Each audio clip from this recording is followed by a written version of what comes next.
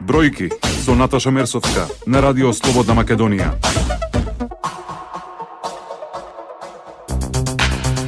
Добар ден, ја слушате економската емисија Бројки на Радио Слободна Македонија. Мој гостин денеска Димче Дамјановски од USAID, а ќе разговараме на тема владините субвенции за имплементирање на системот капка по капка. Добар ден, Дамјановски, ви благодарам што издвоите време да гостувате во Радио Слободна Македонија. Добар ден, и било ми е тука што ќе можам да презентирам дел од активностите на проектот и на Министерството за земјоделие, кој што во изминативе 3 години работеа конкретно на оваа тема. Ви благодарам. Од јануари наредната година започнува значителна поддршка, владина поддршка за имплементација на системот капка по капка. Колкава ќе биде помошта? Како што ги чувме најавите, најавена е поддршка за земјоделците во набавка на системи капка по капка, копање на бунари, целона инфраструктура околу наводнување за системот капка по капка, која што ќе биде во висина од 80%, а 20% ќе биде кофинансирано од страна на самите земјоделци. Ова е добар чекор на владата на Република Македонија и добра можност за земјоделците да го напредат своето земјоделско производство и да го стават ова земјоделско стопанство на една повисока скала, каде што според нашите досегашни искуства земјоделците станаа поуспешни и успеа да обезбедат поголеми приноси во текот на нивното производство. Кога може да аплицираат за државните субвенции? Значи, до сега оваа мерка за набавка на системи капка по капка е активна уште во 2014 година, каде што земјоделците некаде во месец мај-јуни аплицираа за оваа мерка. Исто така, оваа мерка се повтори во 2015 година. Во истиот период беше огласот за аплицирање, додека оваа година имаше оглас за аплицирање во програмата за рурален развој, каде што поддршката е 50-50. Таа се беше во месец март траеше. Се надеваме дека за наредна година Министерството и владата ќе овозможат оваа мерка да се почне со имплементација што е можно порано, бидејќи системите капка по капка потребно е да се имплементираат после сејдбата некаде во месец мај и јуни и да бидат функционални. Така да нашите препораки кон Министерството за земјоделие и владата на Република Македонија во изминативе години согледани од искуствата кои што ги имаме до сега се да се почне со овој оглас што е можно порано, значи јануари, февруари, за земјоделците можат да ги планираат површините кои што ќе им бидат под систем капка по капка и да ги спремат сите оние услови за нивно монтирање и употреба на системот. Споменавте дека до сега било 50-50, државната помош изнесувала 50% остаток? Да, значи понесени од искуствата и резултатите кои што го добивме проектот за експанзија на мали бизнеси финансиран од USAID и од амбасадата на Швајцарија. Уште во 2013 година почна со имплементација на проектот да одгледуваме повеќе пченка, каде што во 2013 година се поставија 40 хектари систем капка по капка на пченка. Согледувајќи ги резултатите од таа првична година, Министерството за земјоделие веќе, ние бидејќи сме партнери цело време соработуваме со Министерството за земјоделие, ја увидува можноста за зголемено производство на пченка по хектар, ја обезбедија поддршката уште во 2014 година, каде што во Република Македонија се уште беше ново производството на пченка со систем капка по капка. Имавме 45 апликанти во 45 хектари покриени под оваа мерка за рурален развој. Мерката е 121/5, таа во изминативе 3 години се имплементира, така да успехот беше вака да објаснам. Во 2014 имавме 45 хектари, како нова мерка, доста успешно се покажа дека земјоделците ја прифатија. Во 2015 имавме преку 112 хектари системи капка по капка, земјоделците аплицираа помасовно, додека оваа година земјоделците аплицираа со 95 хектари за набавка на системи капка по капка. Мерката во руралната програма стои како мерка за набавка системи капка по капка за наводнување на пченка, сончоглед и други фуражни култури. Кофинансирањето беше 50-50%, така и популарно ја нарекуваат земјоделците мерката 50-50, меѓутоа според местото и ограничувањето на економскиот развој во одредени рурални средини, ова кофинансирање се зголемува. Така да земјоделците можеа да достигнат до 75% кофинансирање во делот на набавка на опремата преку програмата за рурален развој. Може ли да не кажете една паралела, колка ви се приносите од 1 хектар пченка, например, без инсталирање на системот капка по капка, колка ви би биле со самото инсталирање? Значи, нашето искуство, почнувајќи од 2013 година, статистички производството на пченка во Република Македонија изнесуваше помеѓу 3,7 до 4,2 тони по хектар пченка зрно, додека со системиве капка по капка ние успеавме да го зголемиме тоа производство. Нашите максимални приноси што ги постигнавме во овие изминати 3 години се 17,5 тони по хектар, меѓутоа просекот кај овие земјоделци со кои што соработувавме изнесува некаде околу 13 тони по 1 хектар. Тоа е значителна разлика. Тоа е многу голема разлика, имајќи го во предвид дека ние како земјоделци работевме со ова, како проект работевме со земјоделци кои што се комбинирани фарми, кои што претежно се стошарски фарми, кои имаат потреба од производство на примарна храна за исхрана на стоката. Така да земјоделците почнавме, пак ќе кажам, во 2013 година имавме 40 земјоделци на кои што проектот им донираше 1 хектар заедно целокупна опрема за наводнување систем капка по капка. Во 2015 имавме 80 хектари, а во 2015 година имавме 160 хектари донирано на земјоделци, тоа се 160 вкупно 280 поединечни земјоделски стопанства кои што добија 1 хектар систем капка по капка. Зголемувањето на приносите кај овие наши земјоделци со кои што соработувавме изминативе 3 години е некаде околу 220%, каде што претходното производство без никакво наводнување или со наводнување со поплавување и бразди изнесуваше 4 тони, додека сега истите земјоделци произведуваат пченка со околу 13 тони по хектар.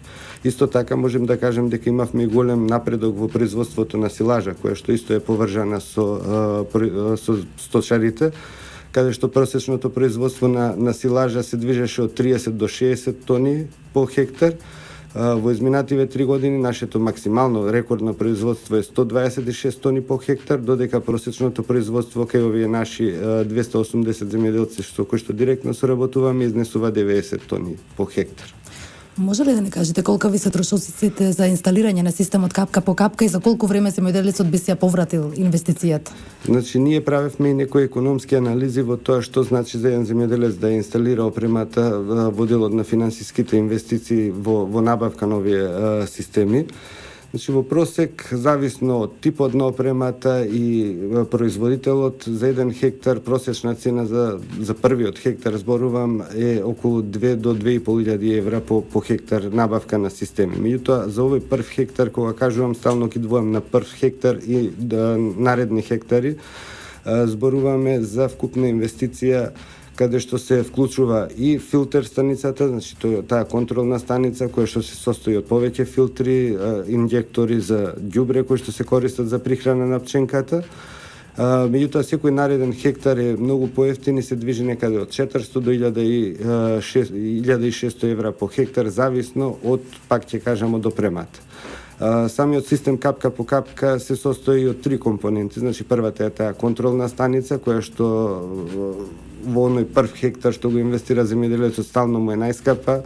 Тоа се состои од повеќе филтри, значи зависно од изворот на водата, има најмалце до 1 до 2 филтри кои што се ставаат таму.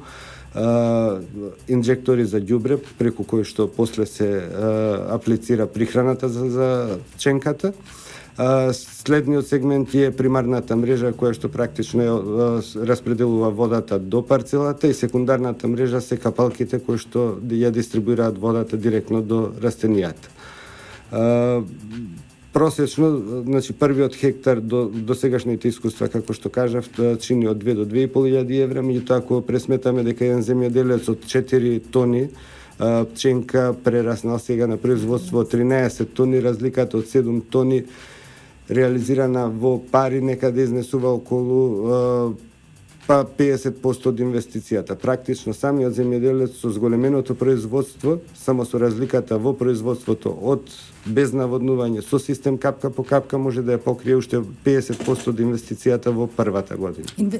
Информирани се земјоделците за оваа поволност? Да, значи во изминативе 3-4 години ние вршиме едукација и информирање на земјоделците. Имаме директна соработка, ние само како проект со преку 300 земјоделци со кои што соработуваме. Во самава активност е склучено Министерството за земјоделие и Агенцијата за поддршка и развој на земјоделците, каде што сите овие информации што ги добиваме на терен како проект ги работевме заедно практично и со Министерството и со Агенцијата, и сите овие информации се пренесуваат и на други земјоделци. Дамјановски, овде предлагам да направиме мала музичка пауза, па ќе продолжиме со разговорот. Бројки со Наташа Мерсовска на Радио Слободна Македонија. Гостин во емисијата Бројки Димче Дамјановски од USAID. Разговараме на тема имплементирање на системот капка по капка. Господине Дамјановски, каков е интересот на земјоделците за имплементирање на модерниот начин за наводнување на нивните посеви?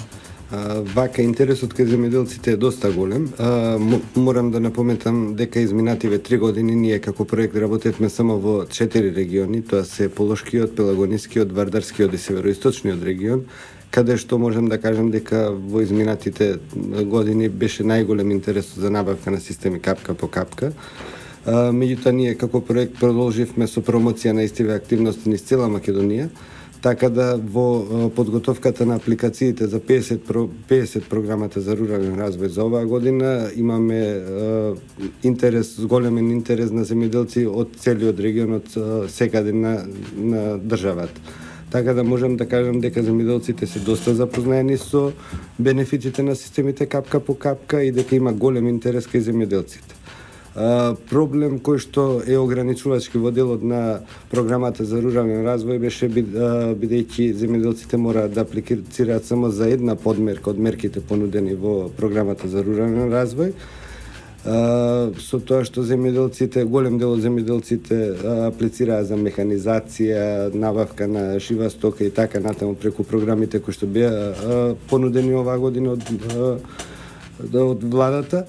Земјоделците имаме помал број на апликанти оваа година за разлика од минатата година, меѓутоа интересот е голем бидејќи беа рестриктирани, мораат да одберат само една подмерка од мерката која што беше овозможена за аплицирање. Се надевам дека во иднина и со оваа најава за оваа поддршка за земјоделците ќе биде доста голем, да. И земјоделците дека ќе аплицираат масовно за оваа мерка, бидејќи се докажа и веќе земјоделците ги увидува бенефитите од употреба на овие не да кажам модерни, меѓутоа нови начини на наводнување кои што им овозможија високи приноси.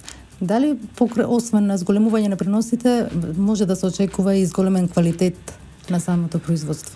Значи квалитетот е зголемен бидејќи имаме високи приноси, зголемен квалитет, бидејќи филозофијата на употреба на системот капка по капка е редукција на самиот стрес при развојот на растенијето. Ние се обидувавме да ги едуцираме и да им објасниме на земјоделците дека со употреба на системот капка по капка, они можат да го регулираат тој стрес и да ги надокнадат сите недостатоци за вода и прихрана во самиот физиолошки развој на растенијето, со што самото растение ги дава оние максимални приноси и максимален квалитет кој што е предвиден за одредена сорта или култура.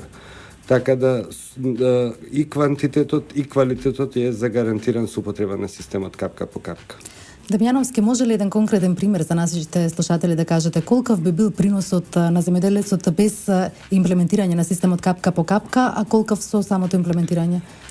Вака, значи, ние имаме разни анализи и калкулации правено со нашите земјоделци, меѓутоа вака да ги поедноставиме работиве. Самите земјоделци, производната цена која што ја добиваат на овие 13 тони по хектар или 90 тони силажа по хектар, изнесува некаде пченката, земјоделците кои што произведуваат преку систем капка по капка, зрното го произведуваат за 5,5 денари, додека силажата ја произведуваат за пола денар 50 пари, што ако ја споредиме со пазарната цена која што се движи во Република Македонија, например пченката ја диктира глобалниот пазар, значи берзите претежно во Србија, каде што се движи од 9 до 12 денари по килограм, или пак силажата која што тука горе-доле се регулира и се движи помеѓу 2 до 3 денари по килограм. Нашите калкулации кажуваат дека најголеми профити имаат земјоделците кои што одгледуваат крави за млекопроизводство, каде што заштедата во чинењето на храната, која што се однесува по едно грло, годишно може да изнесува од 400 до 700 евра по едно грло. Само со тоа што земјоделецот си произведува своја храна, која што е за 100% поевтина од пазарната цена, така да нашите земјоделци, пак ќе кажам, тие беа комбинирани земјоделски стопанства кои што имаат производство на храна и сточни грла, претежно млечни крави. Има доста голем бенефит и во нашата комуникација со земјоделците можеме да кажеме дека со тие 40 земјоделци со кои што соработувавме во 2013 година го имаат зголемено својот сточен фонд за 43%, кој што се однесува единствено заслуга на производство на ефтина и поголема количина на храна. Практично нашите земјоделци беа ограничени во развој на сточарските фарми поради лошото производство на храна, мали количини, мораја да купуваат храна, со што беа ограничени во растот на нивните фарми. Сега со овој начин на производство обезбедуваат многу поголеми количини квалитетна храна доколку ја инкорпорираат во производството на млеко. Самите земјоделци имаат доста големи бенефити во производството на млеко. Колков процент очекувате да го имплементираат земјоделците? Па се надеваме дека вака ние како проект направивме исто така една анализа околу потребите на пченка на Република Македонија и го анализиравме оној дел на увоз на пченка во Република Македонија. Нашиот увоз е во просек некаде околу 60.000 тони на годишно ниво или околу 20 милиони долари на годишно ниво. На Република Македонија и се изливаат парите во други земји поради увозот на пченка. Нашата калкулација беше дека доколку во Република Македонија се постават околу 7.000 хектари, би можеле да направиме целосна субституција на увозот на пченка во Република Македонија, со што на годишно ниво не би имале никаков излив на девизи. Исто така сите тие пари би останале во Република Македонија и би се реинвестирале во земјоделското стопанство. Сите земјоделци, пак ќе кажам, со кои што сме соработувале до сега, ја увидува можноста и потенцијалот на ваквото производство на пченка и голем број од нив не се заинтересирани, него продолжуваат да инвестираат во набавка на системи. Имаме земјоделци кои што имаат и по 30-40 хектари системи капка по капка за производство на пченка. Имаме помали земјоделски фарми кои што просекот е некаде околу 3 хектари под систем капка по капка. Така да мислам дека ова технологија на производство на пченка ја увидува сите земјоделци, ја видува како можност за еден ефективен раст на нивното производство и развој на нивните земјоделски стопанства во иднината. Така, моето последно прашање до вас, господине Дамјановски, што може да се очекува од УСАИД наредниот период? Поддршката, предпоставам, кон земјоделците ќе продолжи во која насока? Вака, ние како проект продолжуваме во соработка со земјоделците, со Министерството за земјоделие, конкретно и со владата на Република во Македонија за унапредување на земјоделското производство. Можам да кажам дека како проект ќе продолжиме да им ја даваме таа техничка поддршка на земјоделците. Морам да напоменам дека пред малце заборавив да кажам дека од наша страна не беше обезбеден само системот капка по капка, него беше и целосна техничка помош во текот на целото вегетативен пораст на пченката, во целиот развој на пченката, преку СМС пораки, едукација на терен и така натаму. Значи, за 2016 година продолжуваме со истата активност со земјоделците, ќе комуницираме, ќе бидеме присутни на терен и ќе им даваме сите совети, најнови информации кои што ги имаме во делот на производството на пченка. Како новитет оваа година сакаме ние како проекти Хемофарм заедно да пробаме на некои мали површини производство на ориз со систем капка по капка, што може да ни отвори нови врати, нови размислувања во делот на производството на пченка, кој што може да придонесат за многу поголем развој не на Кочанскиот регион, него на целокупниот регион во Овче поле и Штипскиот регион. Тоа е вистина добро да се слушне. Дамјановски, јас ви благодарам што бевте гостин во емисијата Бројки на Радио Слободна Македонија. Благодарам што ме повикавте. Бројки со Наташа Мерсовска на Радио Слободна Македонија.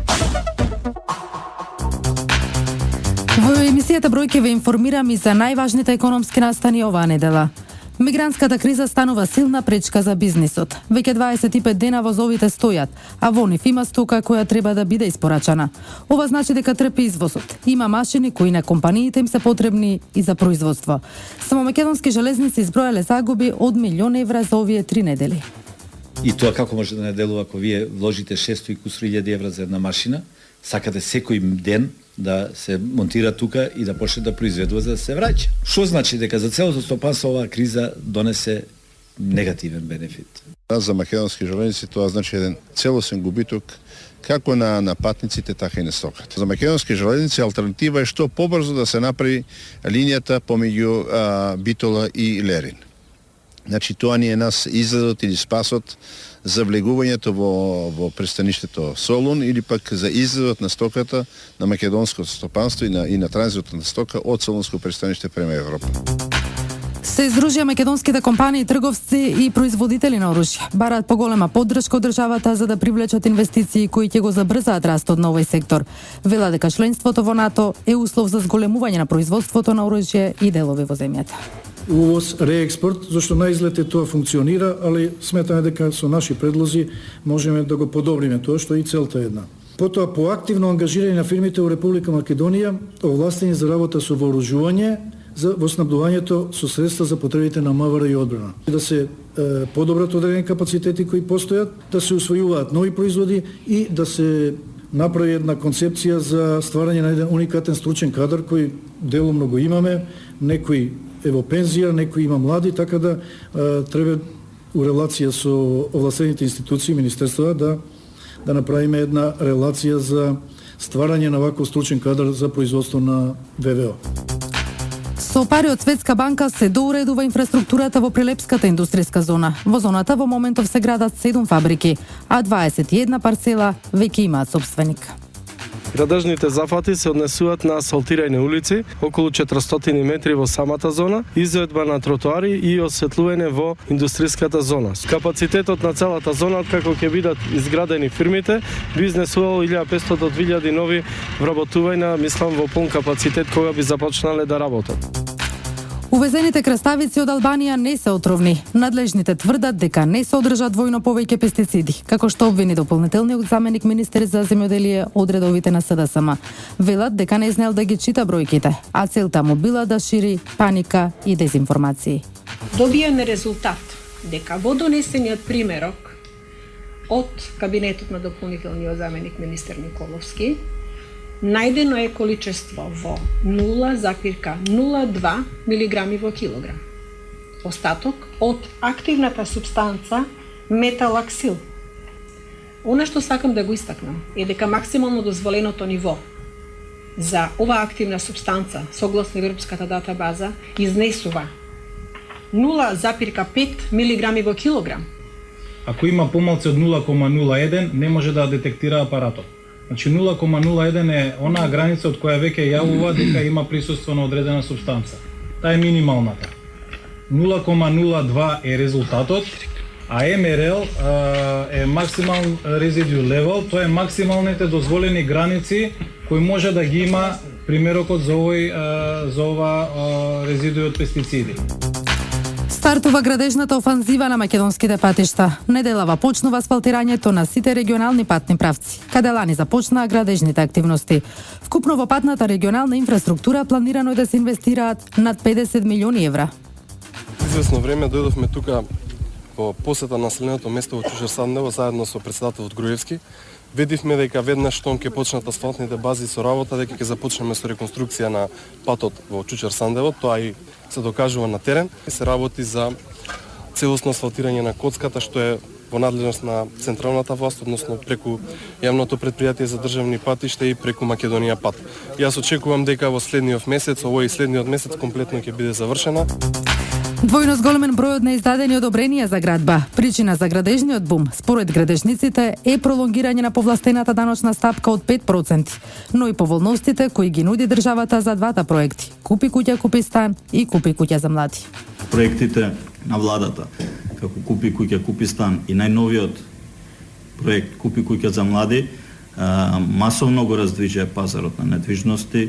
Тука ќе се уваат огромен број на одобренија за градба, бидејќи се работи за индивидуални објекти. Цените се показател на пазарот. Пазарот е стабилен веќе неколку години. Пазарот на недвижности, градежниот сектор ги издржа сите можни кризи што се случија во изминатиот период. И финансиската, и европската. Сега за сега нема ниеден релевантен показател кој би покажал дека цените би паднали. Проектот Македонија вработува кај опфаќа низа поволности за работодавачите, обезбеди нови 17.500 работни места. Компаниите имаат рок уште утре да аплицираат и да вработат лица за кои нема да плаќаат придонеси. Да ги потекнам сите останати компании во Република Македонија да искористат единствената шанса, да го искористат проектот Македонија вработува, кој што завршува во петок. Досега проектот Македонија вработува вроди со над 17.475 работни места. Нови 6 македонски компании воведоа халал стандард, со што вкупната бројка се зголеми на 33 фирми кои го имаат имплементирано. Ним им се отвора пазарот од 1,8 милиарди жители, а државата им покрива 70% од трошоците за воведување. Министерството за економија и ова година продолжува со поддршката на компаниите со воведување и сертифицирање на халал стандард, зашто во буџетот за ова намена се обезбедени речиси 2 милиони денари, а јавниот повик е објавен на 18 февруари, а ќе трае до крајот на месец мај. Кога ќе се споменува халал стандардот, најчесто се мисли на месо и месните производи, сепак халал стандардот се однесува на целокупната прехранбена индустрија, млекото и млечните производи, кондиторската индустрија, производство на мед, делови на хемиска индустрија, фармацијата и козметиката, кожарската индустрија, производство на вода за пиење. Политичката неизвестност е погубна за бизнисот. Не е можно зголемување на производството, освојување нови пазари, исклучување договори со нови партнери, како и нови инвестиции. Затоа бизнисот бара брзо разрешување на кризата. Зголемување на производство, освојување на други пазари, исклучување на договори со нови партнери, преземање на развојни или инвестициони активности не можат да дојдат во прашање. Значи не може тоа да се ефектуира во услови на политичка неизвестност. Без субвенции за странските туристи, македонскиот туризам нема да опстане. Затоа, од Туристичката комора сметаат дека треба да се подобри професионалноста и љубезноста. Фалат кадри. Дали државата да реагира со воведување на нови стручни туристички средни училишта, да има поголем број на обуки на постоечките кадри, се со цел да се подобри квалитетот на услугите што се нуди во нашиот туристички сектор. Овде завршува уште една емисија бројки во продукција на Радио Слободна Македонија. Денеска 14 април со мен уредник и водител на емисијата Наташа Мерсовска и Владимир Дамјановски, Дине Вучков, техничка реализација.